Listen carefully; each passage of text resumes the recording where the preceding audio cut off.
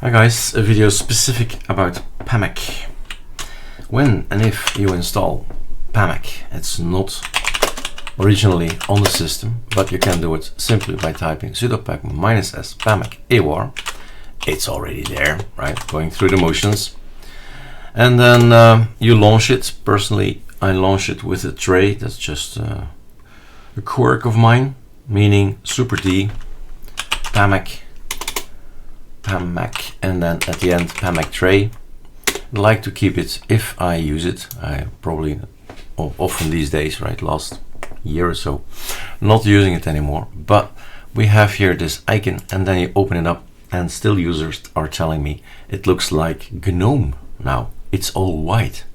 Well, that's your decision. If you want to keep it white, that's fine. If you like to keep it dark, just as Thunar is, right, then it's more as a blend-in.